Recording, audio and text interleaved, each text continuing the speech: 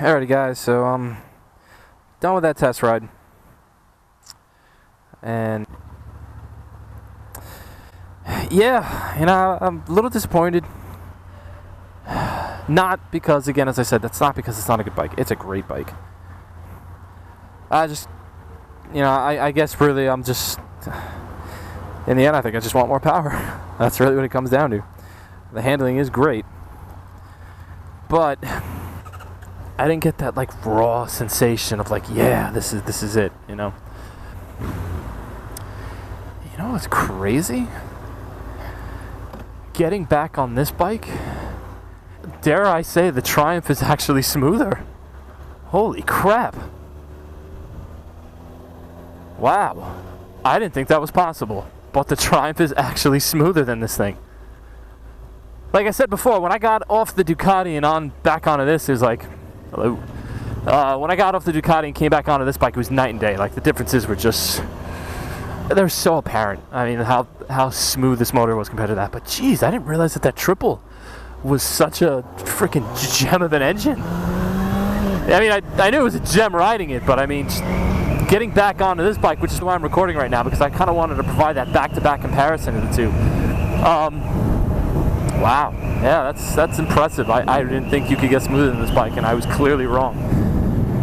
So yeah, like I said, I wanted to get back on and give my afterthoughts, now having come straight off the Triumph, back onto the CBR. The suspension and handling of that bike, it definitely outweighs this bike. Little things I noticed right at the end of my little test run there definitely showed that, I mean, that Öhlins is such an amazing setup to have on a motorcycle. And the power of that motor definitely exceeds this bike. That said, you know, if you're already on a 600 and you're looking to upgrade, unless you're looking for a better track bike or you love 600s and you just want a better setup, it basically, you know, if that's the case, then by all means, definitely I recommend the 675 above all other 600s. I don't think there's a bike that beats it. But if you're on the fence and not certain, and you're thinking you might just want more power overall, you know, which is ultimately what I think I discovered from this test ride. Yeah, if you are just looking for more power, I mean, it's pointless to go from just one class to another class.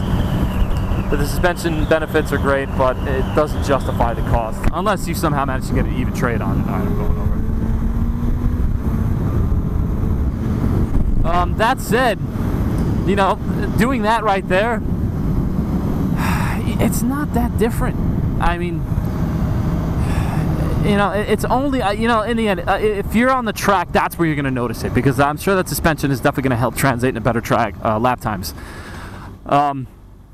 Power-wise, yeah, there's definitely more grunt, but I wouldn't say it's going to be like, you know, 0 to 60, you're going to have marginally different times. You know, and all outright horsepower doesn't really matter much unless you're like on a huge track where like the back stretch to the front stretch, you're completely topping it out. I'm a little disappointed. I wanted to like it more. I've always had a thing for it, and I still stand by my initial notion that it's the best 600. It just doesn't make sense to go from this to that, you know, especially if I'm gonna maybe tack on like another $1,000 on what I owe on this one. So the search continues.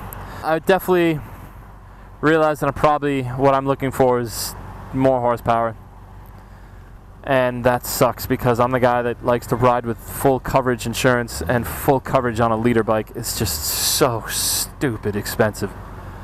I don't know what you guys are paying, but I got quoted from multiple places anywhere between $3,000 and $4,000. One was $4,400, and that was Geico. Yeah, you know, I'd like to buy a new, but if insurance is going to cost that much, and I'm just going to have to like see what I can do for like a used bike. But even like the 2012, like the CBR1000 is a bike I'm looking at, and even that bike, 2012, still costs almost the same money. So it's like kind of like stuck between a rock and a hard place. You know, I don't want to ride without insurance, and by that notion, I may not be able to get a 1000 at all. So, you know, it is what it is. But yeah, let me know. I mean, if you guys know great insurance companies outside of, like, you know, the top 5, you know, State Farm, Allstate, Geico, Progressive. Dairyland won't even insure the bike, which I thought was hilarious. I went to Dairyland's website. I went to fill out, you know, the quote, and they flat out said we will not provide comprehensive and collision insurance on the CBR1000, which is funny because there are guys in the forums that said they got it, but I did notice that the pictures, the screenshots they provided me were 2008, you know, 2007. So I don't know, I guess it's just because of the new model and the cost of everything for the new model, and plus South Florida, I'm sure, has got the worst insurance rates on sport bikes between theft and collision. I mean, there's nothing but highways. Everybody wants giant leader bikes because it takes no skill to twist the throttle and go. And then, you know, these idiots that don't know how to ride either kill themselves or just get too scared and just stop, or, you know, the bike gets stolen, because I think we're like either #1 or Texas is #1 for bike theft, especially Hondas, specifically the CBR1000. So yeah, insurance sucks for me right now, and I have a clean history as of, you know, for at least the last 3 years. You know, I did have an incident, you know, but that was almost 5 years ago. That doesn't even show up on the reports. Credit's excellent. Sea-Doos, those look like fun.